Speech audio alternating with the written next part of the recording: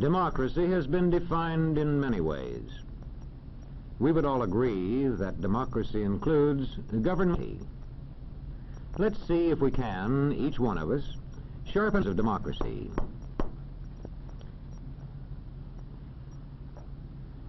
We know that democratic words and forms have been written into laws. But it is the way people practice democracy that really counts. Let's ask this man about defining democracy. He studies communities and the way people live in them. He goes about his job scientifically, observing, recording, analyzing, and reporting. Well, I'll tell you one thing. Students of society have been reporting their observations and analyses for a good many centuries. And as yet, there is not one single definition of democracy that they would all accept. There's one point, however, they would all agree on, and this is it. In thinking seriously of democracy, one must define his words carefully and use them consistently. When you have your own definitions clear, you know exactly what to look for in a community. Many students agree that two important signs of democracy are shared respect and shared power. Let's take shared respect first. Sharing respect means that each shares the respect of all. Not because of his wealth, or his religion, or his color, but because each is a human being and makes his own contribution to the community, from healing its sick to collecting its garbage, from managing its railroads to running its trains.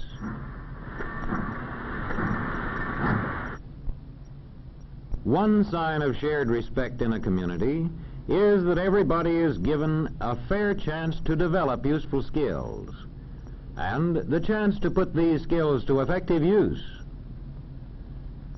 And there is shared respect if various groups in the community recognize each other's right to hold different faiths and opinions.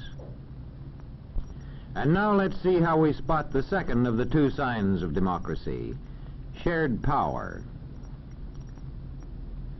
Most observers agree that there is true democracy in a community only if there is shared power. That is to say, only if many people have a share in making decisions that the community will support with force if necessary. More specifically, you can say that power is shared wherever regular popular elections are authorized and are actually held. There is shared power wherever people actually get out voluntarily and vote. And if they can vote without interference or pressure from anybody.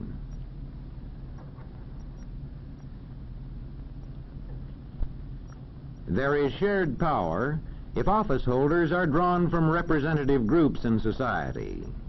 If they include men from the farms, men from the law courts, men from the stores,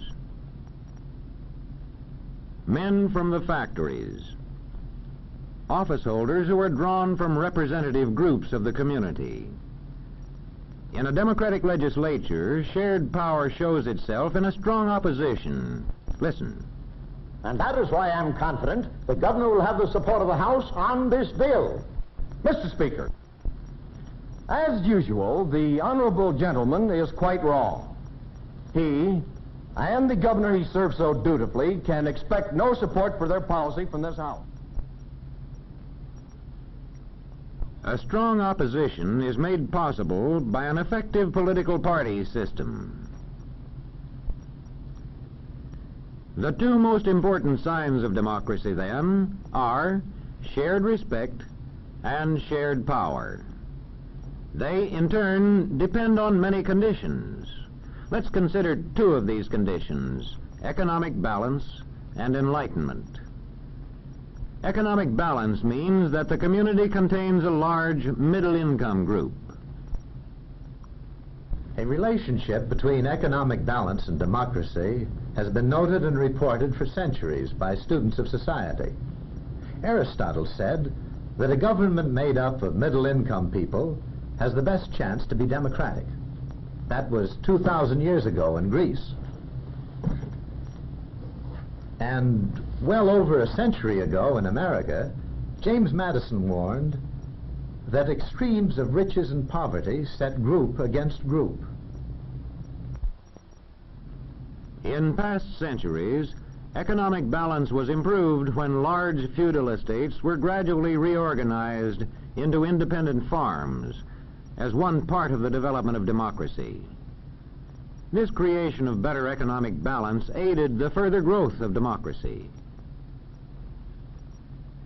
The social observers of our time have also noted that the development of democracy usually goes hand in hand with the growth of large middle-income groups. In today's world of giant technology, one of democracy's serious problems is how to maintain flourishing middle-income groups. Another important condition for democracy is enlightenment. Making information available to citizens and giving them the skill with which to judge it. As public education increases, democracy grows. In checking a community for democracy, we must find out whether it provides schools adjusted to the needs of its young people. Just being able to get books and newspapers is no guarantee of democracy.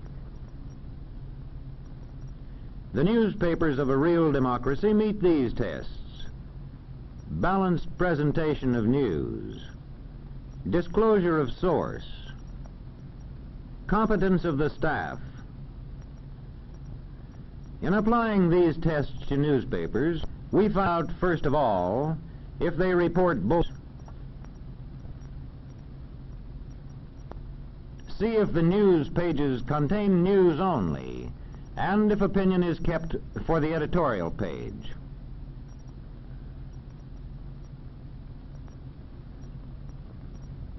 Next, we see if the paper says plainly who publishes and edits it. We know which side they're on.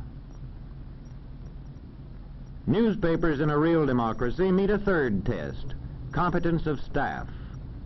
This test requires newspapermen to value accuracy and impartiality, and to interpret the news skillfully for the public. The competence test also requires newspapermen to use the services of experts. I want 500 words on freedom of the press for our anniversary edition. How about it? But, Professor, you know more about the history of freedom of the press than probably any other man in the country. Yes, that's right. I mean the responsibility of a free press and other forms of communication like the radio and the movies to enlighten the people into democracy. When we examine any democratic community, large or small, or just average, we find that we can separate out two distinct signs of democracy: shared respect and shared power. They, in turn, depend on at least two conditions in the community: economic balance and enlightenment. There is no standing still. The more economic balance and enlightenment, the more shared respect and shared power. Democracy is something that's never finished. It wanes with neglect, and it grows with care. If a community works to balance its economy, and if it works to enlighten its citizens, such a community can achieve shared respect, and it can achieve shared power. By working hard at it, the citizens of any community can achieve democracy.